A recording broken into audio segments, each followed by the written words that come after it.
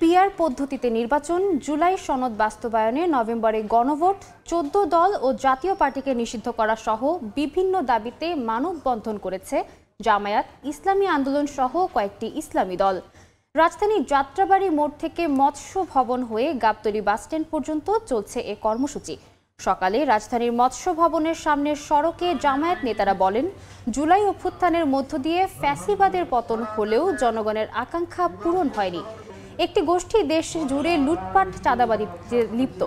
ফেব্রুয়ারিতে সুষ্ঠু নির্বাচনের প্রত্যাশা করে বক্তারা বলেন, নির্বাচন নিয়ে ষড়যন্ত্র রুখে দিতে প্রস্তুত জামায়াত।